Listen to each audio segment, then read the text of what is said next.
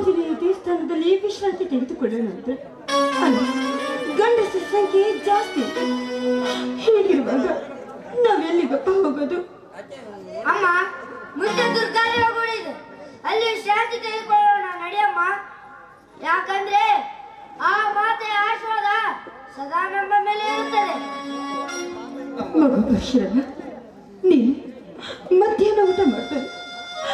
ಇದುವರೆಗೂ ಕೂಡ ನನಗೆ ಹಸುವಾಗಿದೆ ಅಂತ ಒಂದು ಮಾತನ್ನ ಹೇಳಿಲ್ಲ. ಮಕ್ಕಳಾದವ್ರಿಗೆ ಆಗಾಗ ಹಸುವಾಗುತ್ತಪ್ಪ. ಅಮ್ಮ, ಇಂಥ ಸಂದರ್ಭದಲ್ಲಿ ನನಗೆ ಹಸು ಹಸು ಅಂತ ಹೇಳ್ಕೊಂಡರೆ ಮತ್ತೆಷ್ಟು ಚಿಂತವಾಗುತ್ತಿರಮ್ಮ ನೀನು. ಅದಕ್ಕಾಗಿ ಇಲ್ಲಿ ನೋಡಮ್ಮ, ಈ ಬಾಳೆಹಣ್ಣಿನ ಸಿಪ್ಪೆಯನ್ನು ತಿಂದು ನನ್ನ ಹಸಿವನ್ನು ನಿಗ್ಸಿಕೊಳ್ತಾ ಇದ್ದೇನೆ. ಮಗು ಪರಶುರಾಮ, ನಿನ್ನನ್ನು 9 ತಿಂಗಳು ಹೊತ್ತು ಸಾಕಿದೆ. ನಿನ್ನ ತಾಯಿಯ ಮುಂದೆ ನಿನ್ನ ಹಸಿರನ್ನು ಬೇಡ, ಇದನ್ನು ನಿಲ್ತಿದ್ಬೇಡ ಕಣು.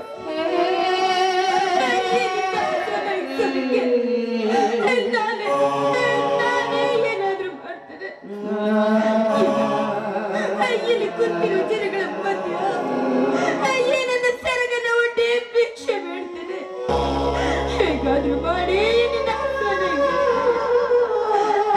ನನ್ನ ಕಷ್ಟ ನೋಡಿರುವ ನನ್ನ ಅಣ್ಣ ತಂಗಿಯರು, ಆ ತಂದೆ ತಾಯಿಗಳು ನನಗೆ ಸಹಾಯ ಮಾಡದೆ ಹೋಗಲಾರರು.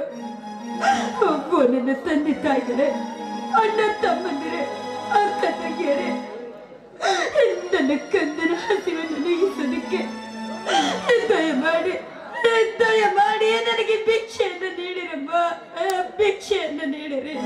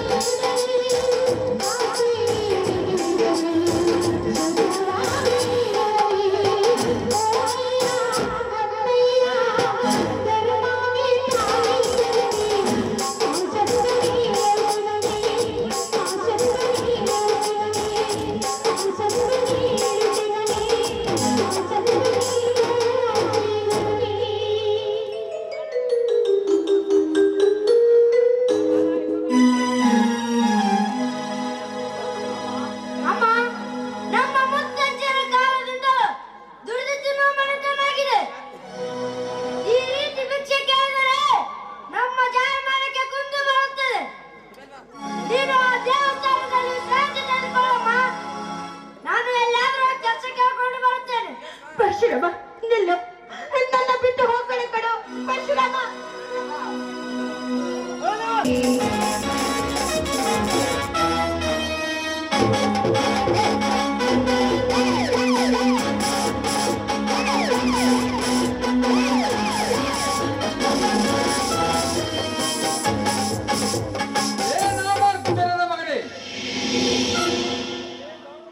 ಮನೆಯ ಮಾಲಕನು ಕಣ್ಣು ತಪ್ಪಿಸಿ ಬಂದಂತೆ ನೀ ಈ ಮನೆಗೆ ಕಾಲಿಟ್ಟು ನಿನ್ನ ಡಂಬಾಚಾರವ ತೋರಿಸಿ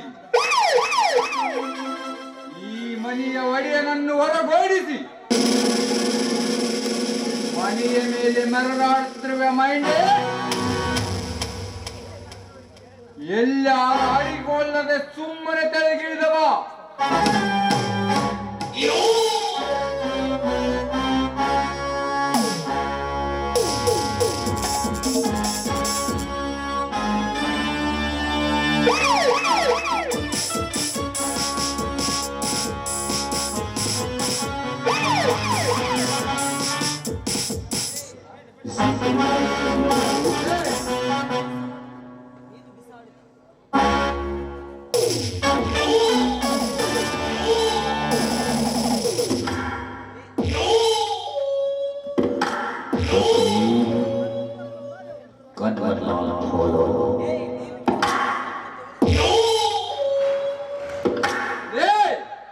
ನೀನು ಬೀಸದ ಹಣವನ್ನು ಆಯ್ದುಕೊಳ್ಳೋದಕ್ಕೆ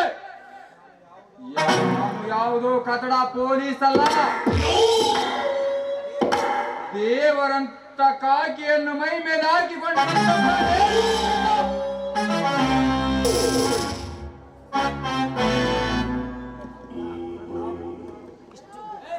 ಪ್ರತಾಪ್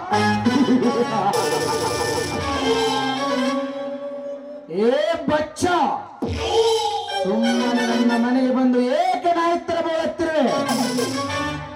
ತಗೋ, ನಿನಗೆ ಅದೆಷ್ಟು ಹಣ ಕಡಿಮೆ ಆದ್ರೆ ಇನ್ನಷ್ಟು ಹಣ. ಮಗನೇ, ಇದೇ ಹಣದ ರಾಶಿಯಲ್ಲಿ ನಿನ್ನನ್ನು ಮಲಗಿಸಿ ಸುಟ್ಟು ಹಾಕುವಷ್ಟು ಕೆಪಾಸಿಟಿ ಈ ಪ್ರತಾಪನಲ್ಲಿದೆ. ಈಗ ನಾನು ಮೂರನ್ನೋದ್ರೊಳಗಾಗಿ ಈ ಮನೆಯ ಬಿಟ್ಟು ತೊಲಗಿದರೆ ಸರಿ. ಇಲ್ಲ, ಇದೇ ಇಲ್ಲ ಅಂದ್ರೆ ಇದೇ ಪಿತ್ತೂಲಿನಿಂದ ನಿನ್ನ ಗುಂಡಿಗೆಯನ್ನು ಚಿತ್ರವಾಗಿ ಹೊಡೆದಾಕುತ್ತೇನೆ. ಎಚ್ಚರ.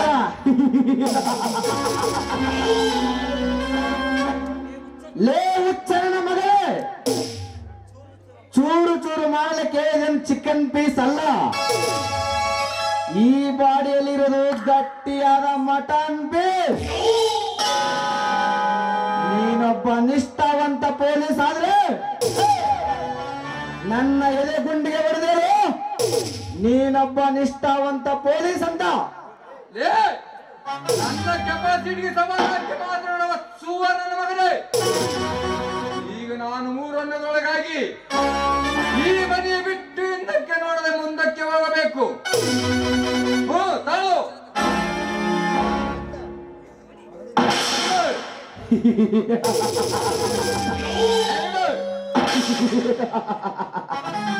ಮೂರು.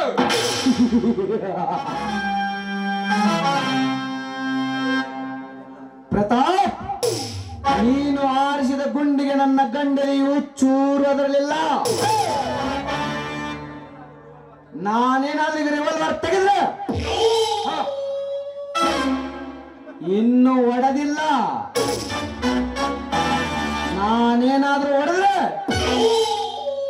ಬಿದ್ದಿರುವ ಈ ನಿನ್ನ ಬಾಡಿಯು ಚಿನ್ನಿ ಚಿತ್ರವಾಗಿ ಆರು ಹದ್ದು ಕಾಗೆಗಳು ಬಂದು ಬಾಯಲ್ಲಿಟ್ಕೊಂಡು ಹೋಗ್ತೇವೆ. ನಿನ್ನ ಬಾಡಿಯ ಮಟನ್ ಪೀಸ್ ಏನು ಲೇಖನಂಬ ಬರದ ಇದಿ ಮುಂಡಿಗೆ ಚಟ್ಟು ಹೊಡೆದ ಮಾತನಾಡಿದಂತೆ ನೀನು ನನಗೆ ಸಾವಿಗೆ ಎದರದೆ ಮಾತನಾಡೋದತ್ತಿರುವ್ಯಾ? ನಾನು ಈಗ ಒಂದು ಫೋನ್ ಮಾಡಿದರೆ ಸಾಕು, ನನ್ನ ಪೊಲೀಸ್ ನಾಯಿ ಸಿಕ್ಕ ಸಿಕ್ಕಲ್ಲಿ ಹಾಕುತ್ತವೆ. ನಾಯಿಗಳು ಲೇ ನಾಯಿ ಅಂತವಳೆ, ರಿವಾಲ್ವರ್ ಅನ್ನು. ನೀನೊಬ್ಬ ಗಂಡಸಾದ್ರೆ ನನ್ನ ಎದೆ ಗುಂಡಿಗೆ ಹೊಡೆದೋಗು, ಇಲ್ಲ ನಾಯಿ ತರ ಸುಮ್ಮನೆ ಬಾಲ ಮುದ್ರಕೊಂಡು ಹೋಗು. ಲೇ ಕದಂಬ, ಹಣೆ ಬರದ ಇದಿ ಮಿಂಡಿಗೆ ಸಡ್ಡೊಡಿದು ಮಾತನಾಡಿದಂತೆ ನೀನು ನನಗೆ ಸಾವಿಗೆ ಎದುರದೆ ಮಾತನಾಡಲು ಎತ್ತಿರುವ್ಯಾ. ಈಗಲೇ ಈ ರಿವಾಲ್ವರ್ನಿಂದ ನಿನ್ನ ಗುಂಡಿಗೆಯನ್ನು ಕಿಂಡಿ ಬೆಳಗಾಗಿ ಬಿಡುತ್ತೇನೆ.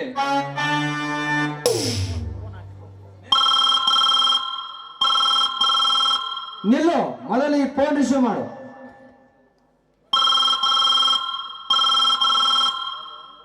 ಹಲೋ, ಯಾರು?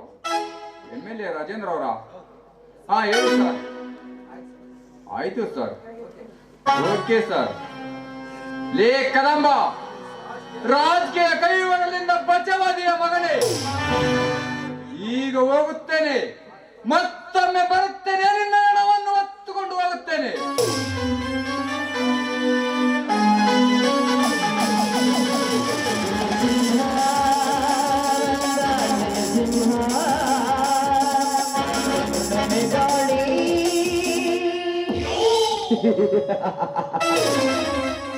ಹೋಗಲೇ ನಾಯಿ ಅವಿವೇಕೆ. ಈಗಲೇ ಗೊತ್ತಾಗಿದೆ ಈ ಸಮಾಜಕ್ಕೆ ಗಂಡು ಯಾರು ಚಂಡ ಯಾರು ಅಂತ.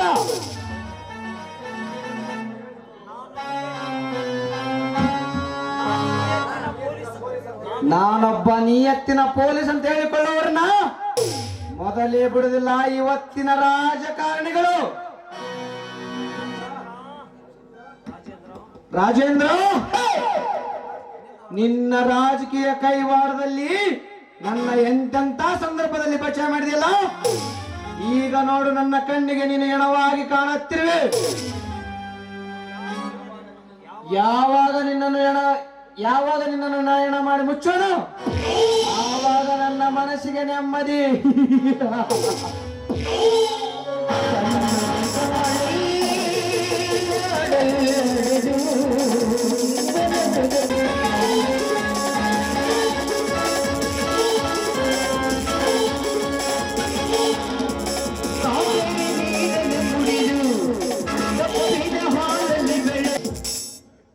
ಅಂಕಲ್, ನನಗೊಂದು ಕೆಲಸ ಕೊಡ್ತೀರಾ?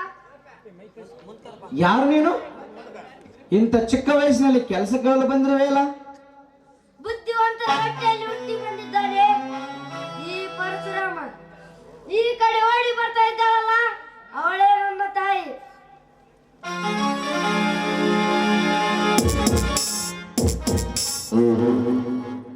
ಮಗುವೆ ಪರಶುರಾಮ, ನಮ್ಮ ಸೇರಿದವರ ಮನೆ ಬಾಗಿಲಿಗೆ ಹೋಗ್ಬೇಡ ಅಂತ, ಆದ್ರೂ ಇವನ ಮನೆ ಬಾಗಿಲಿಗೆ ಬಂದು ಕೆಲಸ ಕೇಳುತ್ತಾ ಭಿಕ್ಷೆ ಬೇಡುತ್ತಾ ನಿಂತಿದೆಯಲ್ಲ. ಇಂಥವ್ರ ಹತ್ರ ಭಿಕ್ಷೆ ಬೇಡಿ ಕೆಲಸ ಪಡೆಯೋದಕ್ಕಿಂತ ಬೀದಿಯಲ್ಲಿ ಹೋಗಿ ಭಿಕ್ಷೆ ಬೇಡದೆ ಲೇಸು ಬಾ. ಮೆಚ್ಚಿದ ನಿನ್ನ ಮಾತಿಗೆ. ನೀನು ಭಿಕ್ಷೆ ಬೇಡಿಕೊಂಡು ತಿನ್ನೋದನ್ನು ಬೇಡ, ತಗೋ ಈ ದುಡ್ಡನ್ನು ಕುಳಿತುಕೊಂಡು ಆಯಾಗಿ ತಿನ್ನು. ಯಾವಳಿಗೆ ಬೇಕೋ ನಿನ್ನ ದುಡ್ಡು? ನೀನ್ ತೋರಿಸ್ತೀರ ಆ ದುಡ್ಡು ನನ್ನ ಕಾಲಲ್ಲಿರುವ ಚಪ್ಪಲಿಯ ಸಮಾನ. ನನಗೆ ಬೇಕಾಗಿಲ್ಲ ನಿನ್ನ ದುಡ್ಡು. ಬಾರ ಹೋಗೋಣ. ನಿಲ್ಲು, ಇಲ್ಲಿಗೆ ಬಂದವರು ಯಾರು ಹಾಗೆ ಹೋಗೋದಿಲ್ಲ, ಅವರ ಪರಿಚಯವನ್ನು ವಿಸ್ತರಿಸಿ ಹೋಗುತ್ತಾರೆ. ನೋಡಿ, ಈ ನನ್ನ ಜೀವನದಲ್ಲಿ ನಾನು ಈಗಾಗಲೇ ಸಾಕಷ್ಟು ನೊಂದು ಬಂದಿದ್ದೀನಿ. ದಯವಿಟ್ಟು ನಮ್ಮನ್ನ ಬಿಟ್ಬಿಡಿ. ಅಂದರೆ ನಿನಗೆ ತಂದೆ ತಾಯಿ ಬಂಧು ಬಳಗ ಯಾರು ಇಲ್ಲವೋ, ಅಥವಾ ಸುಮ್ಮನೆ ಈ ತರ ನಾಟಕ ಮಾಡುತ್ತಿರುವೆ? ನನಗೆ ಸರಿಯಾಗಿ ಬಿಗಿ ಹಿಡಿದು ಮಾತಾಡು. ಕಾಡ್ತಾ ಇರೋಳು ನಾನಲ್ಲ, ಕಾಡ್ತಾ ಇರೋರು ನೀವು. ನಾನು ಸತ್ಯವಂತನ ಮಗಳು. ಸತ್ಯವಂತರ ಮಗಳು ಅಂದರೆ ನಿನ್ನ ಹೆಸರು? ನನ್ನ ಹೆಸರು ತುಂಗ. ಇನ್ನು ಕೇಳೋದಾದ್ರೂ ಏನಿದೆ? ಒಳ್ಳೆ ಮಾತಿಂದ ನನಗೆ ಹೋಗೋದಕ್ಕೆ ದಾರಿ ಬಿಡಿ. ತುಂಗ, ನಾನಮ್ಮ ನಿಮ್ಮಣ್ಣ ಕದಂಬ. ನೀನು ನನ್ನ ಕದಂಬ? ರಾಕ್ಷಸರ ತಂಗಿ, ಇದು ನಮ್ಮ ಮನೆಯಮ್ಮ. ನಮ್ಮ ತಂದೆ ಸತ್ಯವಂತರು ಕಟ್ಟಿಸಿರುವ ಈ ಮನೆ. ಆ ಕೆಟ್ಟ ಗೌಡ ನಮ್ಮ ತಂದೆಯನ್ನು ಕೊಲೆ ಮಾಡಿಸಿ ಈ ಮನೆಯನ್ನು ವಶಪಡಿಸಿಕೊಂಡಿದ್ದನಮ್ಮ. ಈಗ ಆ ಕೆಟ್ಟ ಗೌಡನ್ನು ಮನೆ ಬಿಟ್ಟು ಕಳಿಸಿದನಮ್ಮ ಈ ನಿನ್ನ ಕದಂಬ.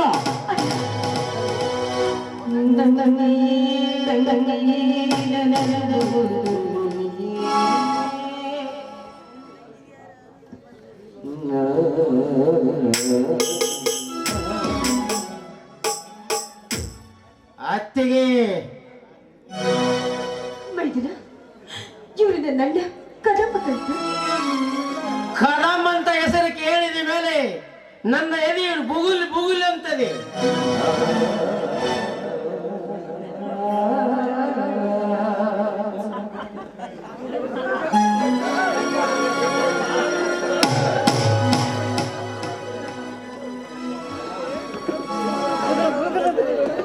ಈ ಪೇಪರ್ ಅನ್ನು ತಗೋ.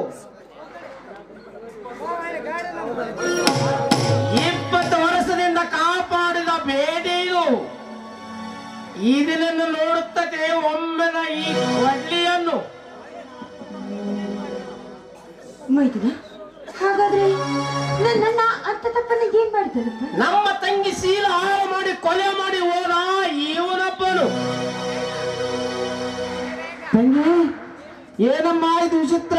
ತಾರಮ್ಮ ಪೇಪರನ್ನ.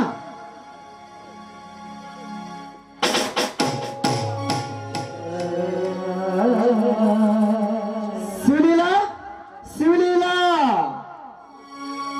ಅಂದು ನೀನು ಹೇಳಿದ ಮಾತಿಗೆ ನಾನು ಒಪ್ಪಿಕೊಂಡಿದ್ದರೆ ಇಂದು ನನ್ನ ಮುಂದೆ ನೀನು ಜೀವಂತವಾಗಿರ್ತಿದ್ದೆ. ಈಗ ಕೊಲೆಯಾಗಿ ಹೋದೆಯಾ ನೀನು? ಲೇ ರಾಜೇಂದ್ರ, ಇಷ್ಟಕ್ಕೆಲ್ಲ ನೀನೇ ಕಾರಣ. ಅಂದು ನನ್ನ ಮೇಲೆ ಸುಳ್ಳಿನ ಅಪವಾದವನ್ನು ಹೊರಿಸಿದವನು ನೀನೇ. ನನ್ನನ್ನು ಈಗಲೇ ಬಂದು ನಿನ್ನನ್ನು ಈಗಲೇ ಮೆಸೇಜ್ ಕೊಟ್ಟು ಬಂದು ಮಾಡ್ತೇನೆ ಎಡಮನ್ನ. ಏ ಕದಂಬ, ಇಲ್ಲಿಂದ ಏನಾರು ತೆಪ್ಪಿಸಿಕೊಂಡು ಓಡಬೇಕಂತ ಮಾತಾಡುತ್ತದೆ ಹಾಲಕ್ಕ ನನ್ನ ಮಗನೇ. ಲೇ ಕಚ್ಚ, ಹುಚ್ಚರಾಗಿ ಮಾತನಾಡುತ್ತಿದರೆ ಅದೇ ನಿನ್ನ ಕೊಟ್ಲಿಂದ ಕೊಚ್ಚು ಹೋಗ್ಬಿಡ್ತಲೇ. ನನಗೆ ದಾರಿ ಬಿಡ. ಒಂದು ಹೆಣ್ಣಿನ ಮಾನ ಹರಣ ಮಾಡಿ ಅವಳನ್ನ ಕೊಂದಿದ್ದಲ್ಲದೆ ನನ್ನ ಮೈದುನಿಗೆ ಬಾಯಿಗೆ ಬಂದಂತೆ ಮಾತಾಡ್ತಾ ಇದೆಯಲ್ಲ ಮೈದುನ. ಅಂದು ಹೇಳ್ದೆ, ಇಂದು ಹೇಳ್ತಾ ಇದ್ದೀನಿ, ಆ ಶಿವಲೀಲಮ್ಮನ ಸಾವಿಗೆ ಕಾರಣವಾದ ಜೀವನನ್ನ ಕೊಚ್ಚಿಕೊಂಡು ಹೋದೆ ಇವನನ್ನ. ಹತ್ತಿಗೆ ಒಪ್ಪಿಗೆ ಕೊಡಮ್ಮ ಇವನನ್ನ ಕಡಿಯಕ್ಕೆ. ತಂಗಿ ತುಂಗ, ಇಂದು ತೀರಿಸಿಬಿಟ್ಟೆ ನಮ್ಮ ಈ ನಿನ್ನ ಋಣವನ್ನ. ಅಯ್ಯೋ ವಿಧಿಯೇ, ಅಂದು ನನ್ನ ತಂಗಿಗೆ ನೆಮ್ಮದಿ ಸಿಗಲಿಲ್ಲ ಅಂತ ಈ ಊರನ್ನೇ ಬಿಟ್ಟು ಹೋದೆ. ಈ ನನ್ನ ಹಣೆ ಬರಕ್ಕೆ ಹೊಣೆ ಯಾರೆಂದು ಗೊತ್ತುಪಡಿಸಿಬಿಟ್ಟೆ ಯಾರು? ತಂಗಿ ಆಯ್ತಮ್ಮ, ಈ ನಿನ್ನ ಅಣ್ಣನೇ ಇದಕ್ಕೆ ಕಾರಣ ಎಂದು ತಿಳಿದು ಬಂದಲ್ಲಿ ಆರಿಸಿದ ನನ್ನ ಚಂಡನ್ನ. ಜೈ ಬಗರಂದ ಬಲಿ. ಇದರಲ್ಲಿ ಸತ್ಯದ ಸಾರಾಂಶ ನಿಮಗೆ ತಿಳಿದು ಬಂದಲ್ಲಿ ನಾನು ಸತ್ತ ಜಾಗದ ಹತ್ತಿರ ಬಂದು ಅಣ್ಣ ಅಂತ ಒಂದು ಸಾರಿ ಹೇಳ್ಬಿಡಮ್ಮ ಈ ನಿನ್ನ ಬಾಯಿಂದ. ನೀನು ಹೇಳೋ ಮಾತನ್ನು ಕೇಳಕ್ಕೆ ನಾನೇನು ಹುಚ್ಚನಲ್ಲ. ಹತ್ತಿಗೆ ನನಗೆ ಇದೆಮ್ಮೆ ಒಪ್ಪಿಗೆ ಕೊಡಮ್ಮ ಈ ಕೊಡ್ಲೇನೆ ಎತ್ತದಕ್ಕೆ. ಮೈದುನ, ನಾನು ಇವನ ತಂಗಿನೇ ಇರ್ಬೋದು, ಆದ್ರೆ ನಾನು ನಿಮ್ಮಣ್ಣನ ಹೆಂಡತಿ. ನಾನು ಕೊಟ್ಟ ಮಾತನ್ನ ತಪ್ಪಲಾರ. ನಿನಗೆ ನಾನು ತಾಯಿ ಸಮಾನ. ನೀನು ನನ್ನ ಮಗನಾದ ನೀನು ಕೂಡ ಕೊಟ್ಟ ಮಾತನ್ನ ತಪ್ಪಬಾರದು. ಹಾರಿಸಿ ಇವನ ಚಂಡನ್ನ. ಜೈ ಅತ್ತೆ, ಇದು ನಿನ್ನ ಕೊಡ್ಲೆಯನ್ನು. ಅಣ್ಣ, ನನ್ನ ಏಕ ತಡಿ ಹಿಡಿತೀರಣ್ಣ. ಮತ್ತೆ ಮಾತನಾಡಬೇಡ. ನಿನ್ನ ಹತ್ತಿಗೆ ಮಾತನ್ನು ಕೇಳಿ ಎತ್ತಿ ನಿಂತಿರಬಹುದು ಈ ನಿನ್ನ ಕೊಡ್ಲೆಯನ್ನು. ಇಲ್ಲಿವರೆಗೂ ಈ ನಿನ್ನ ಅಣ್ಣನ ಮಾತನ್ನು ಸಹ ಮೀರಿಲ್ಲ. ಈಗ ನಾನೇ ಹೇಳುತ್ತೇನೆ, ಇಳಿಸು ಈ ನಿನ್ನ ಕೊಡ್ಲೆಯನ್ನು. ಅಣ್ಣ, ಈಗ ನಾನು ಏನು ಮಾಡಲಿ? ನನ್ನ ಏಕ ತಡಿ ಹಿಡಿತೀರಣ್ಣ, ಏಕ ತಡಿ ಹಿಡಿತೀರಿ. ಅತ್ತೆ, ಯಾರ ಬಗ್ಗೆ ಮಾತನಾಡುತ್ತಿರುವೆ? ಇವರು ನಮ್ಮ ಪಾಲಿನ ದೇವರು. ನಾನು ಕಳ್ಳನೋ ಸುಳ್ಳನೋ ಕೊಲೆಗಾರನೋ ಎಂಬುದನ್ನು ಗೊತ್ತಿಲ್ಲದೆ ನಿನ್ನ ಅತ್ತಿಗೆಯನ್ನೇ ನನಗೆ ಒಪ್ಪಿಸಿ ಹೋದ ನನಗೆ. ಅದೇ ನಮ್ಮ ವಿದ್ಯಾಭ್ಯಾಸಕ್ಕಾಗಿ ನಮ್ಮ ತಂಗಿಯಿಂದ ನಾವು ದೂರ ಹುಟ್ಟಿದಾಗ ಆ ತಂಗಿಗೆ ಮನ ಹುಟ್ಟಿದ ಅನ್ನದಾಗಿದ್ದ ಈ ಮಾತು. ನಮ್ಮ ತಂಗಿಗೆ ಆಡಿದ ಚುಚ್ಚು ಮಾತಿನಿಂದ ಈ ಊರನ್ನೇ ಬಿಟ್ಟು ಹೋದ ಪುಣ್ಯಾತ್ಮನು ಇವನು. ಮತ್ತೆ ನಾವು ಊರಿಗೆ ಕಾಲಿಟ್ಟ ಮೇಲೆ ನಮ್ಮ ತಂಗಿಯನ್ನು ನಮಗೆ ಒಪ್ಪಿಸಿ ಹೋದ. ಆದರೆ ಆ ತಂಗಿಯನ್ನು ನಮ್ಮಿಂದ ಉಳಿಸಿಕೊಳ್ಳಲು ಸಾಧ್ಯವಲ್ಲ. ಮಾವನವರೇ, ನನ್ನನ್ನು ಕ್ಷಮಿಸಿಬಿಡಿ. ಹೇಳಪ್ಪ, ಏನು ತಿಳಿಯದೆ ನನ್ನ ತಮ್ಮ ನಿಮಗೆ ಮಾತನಾಡಿದ್ದಕ್ಕೆ ನಿಮಗೆ ಕ್ಷಮೆ ಕೇಳುತ್ತೇನೆ. ತಪ್ಪಾಯ್ತು ಮಾವನವರೇ, ನನ್ನನ್ನು ಕ್ಷಮಿಸಿ.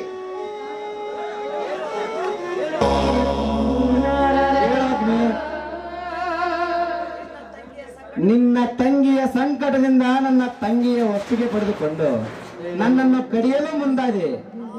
ಈಗ ಆ ದೇವರು ಸಾಕ್ಷಿ ಏನೆಂಬುದನ್ನ ನಿಮ್ಮ ಅಣ್ಣನನ್ನು ಕಳಿಸಿದ್ದಾನೆ ಇಲ್ಲಿಗೆ.